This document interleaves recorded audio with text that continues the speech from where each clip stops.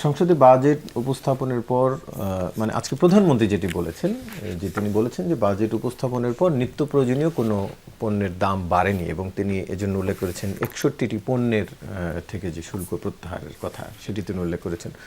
যদি এটি হয় তাহলে কি আমরা বলতে পারি যে এটি একটি জনবান্ধব বাজেট?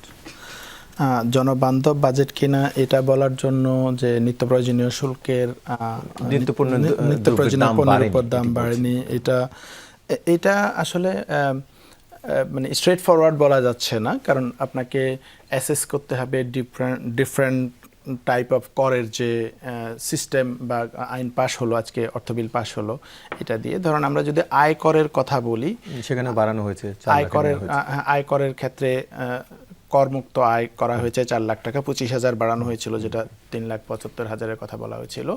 কিন্তু আবার যদি আমরা ধরি, এটা ভালো দিক নিঃসন্দেহে, 50,000 টাকা মওকুফ করা হলো, করমুক্ত রাখা হলো। কিন্তু অ্যাট দ্য সেম টাইম আপনি যদি হিসাব করেন যে করের প্রথম যে স্ল্যাবটা মানে 4 লাখের পরের যে 3 লাখ, এই 3 লাখের উপরে আগে প্রথম স্ল্যাবের উপরে ছিল 5% ট্যাক্স, এখন সেটা 10% করা হয়েছে। তো এটা কিন্তু একটা অতিরিক্ত চাপ। ধরেন একজন মানুষের আয় যদি হয় 5 লাখ টাকা, তাহলে আগে সে 5 লাখ টাকার মধ্যে 1.5 লাখ টাকার জন্য ট্যাক্স দিত 5%, তার মানে 7,500 টাকা। কিন্তু এখন যদি তার 5 লাখ টাকা ইনকাম হয়, সে 1 লাখের জন্য দিবে হচ্ছে 10%, মানে 10,000 টাকা।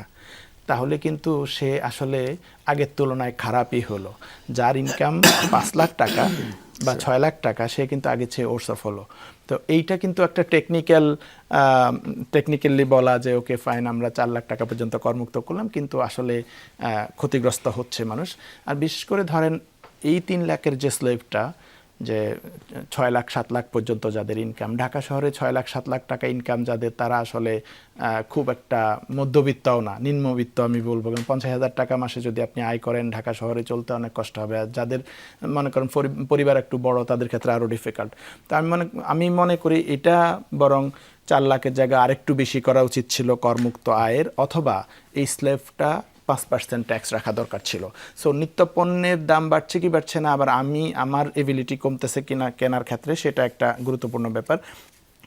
সরকার শেষ পর্যন্ত মুদি দোকান বা ক্ষুদ্র ব্যবসায়ীদের উপরে ঋণ মওকুফ করেছে। বিরোধী দল এটা নিয়ে অনেক দাবি করেছিল। এটা ভালো দিক যে সরকার দল বিরোধী দল আলাপ আলোচনা করে এটা বাদ দিয়েছে, এটা পজিটিভ দিক নিঃসন্দেহে।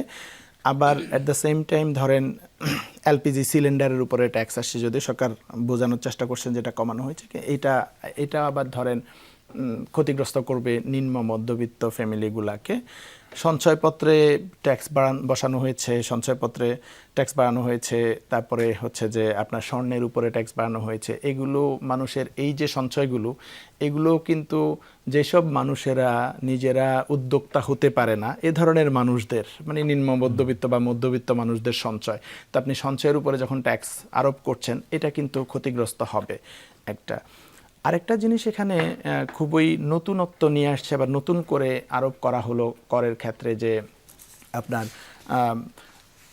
লিস্টেড কোম্পানিগুলোর রিটেইন আর্নিংস যেটা, সেটার উপরে, যে লিস্টেড কোম্পানিগুলো তারা যে নিট প্রফিট করে, নিট প্রফিটটা কিন্তু আমরা হিসাব করি হচ্ছে সব ট্যাক্স দেওয়ার পরে। তো এই নিট প্রফিট থেকে তারা একটা অংশ হচ্ছে ডিভিডেন্ড হিসেবে শেয়ার হোল্ডারদেরকে দিয়ে দেয়, আর একটা অংশ রিটার্ন আর্নিং হিসেবে রাখে, যেটা তারা পুনঃবিনিয়োগ করে বা অন্য ডেভেলপমেন্টের জন্য বা ইয়ের জন্য করে, কোম্পানির প্রসারের জন্য করবে। এখন ওইটুকুর উপরে ওখানে ট্যাক্স ইম্পোজ করা হচ্ছে। এটা একটা ডাবল ট্যাক্সেশনের মতো, যে 30% যদি মুনাফা না হয় তাহলে ট্যাক্স ইম্পোজ করবে। তো এইটা একে তো হচ্ছে এটা একটা ডাবল ট্যাক্সেশন, দ্বৈত কর হচ্ছে। আরেকটা হচ্ছে এটা কিন্তু ডিসকারেজ করবে কোম্পানিগুলোকে পুনঃবিনিয়োগে। তো পুনঃবিনিয়োগ যদি ডিসকারেজড হয়, সেই ক্ষেত্রে আপনার কর্মসংস্থান বাধাগ্রস্ত হবে। তো নানান পার্সপেক্টিভ আছে এখানে। মানে ভালোর দিক হচ্ছে যে মুদি দোকান এবং ক্ষুদ্র ব্যবসায়ীদের উপরে ট্যাক্সটা পরবর্তীতে প্রপোজ থাকলেও সেটা আর ফাইনালি হয় নাই। তো এটাকে আমি বলবো যে এই যে ইনকাম ট্যাক্স বাড়ানো, জনবান্ধব বলতাম আমি এই জায়গা থেকে বেস্ট হতো যে ট্যাক্সের রেট না বাড়িয়ে আমি যদি কাভারেজ বাড়াতাম। ধরেন ইনকাম ট্যাক্সেরই আমি তো কাদের উপর ট্যাক্স ইম্পোজ করতেছি, যারা হচ্ছে রাষ্ট্রের প্রতি লয়াল, ট্যাক্স দিচ্ছে, ফর্মাল ইনকাম করে, ট্রেস করতে পারছি আমি ইনকাম। কিন্তু আরও অনেক মানুষজন ইনকাম করে যাদেরটা আমি ট্রেস করতে পারছি না এবং ট্যাক্সও দিচ্ছি না। যেই সিটিজেনটা আমি ট্যাক্স দিচ্ছে তার উপরে আমি বার্ডেন বাড়াচ্ছি, এটা কিন্তু মানুষের ট্যাক্সেবল মনে এক ইনকাম ধরনের থাকার পরও যিনি দিচ্ছে না তাকে আপনি সেই কাভারেজটা reach আমরা করার কথা বেসটা বলছেন। বাড়াচ্ছি না, বেসটা না বাড়িয়ে যে দিচ্ছে তার উপরে বার্ডেনটা বাড়াচ্ছি। তো এইটা আমি মনে করি একটা ভুল অ্যাপ্রোচ সরকারের জায়গায়। আদারওয়াইজ আপনি যেটা Otherwise বলছেন, ঠিক জনবান্ধব আছে। যদি বলছেন কিনা? কিছু কিছু ক্ষেত্রে কিছু অবশ্যই কিছু হ্যাঁ। ক্ষেত্রে মানে পুরোপুরি স্বীকার করছেন না,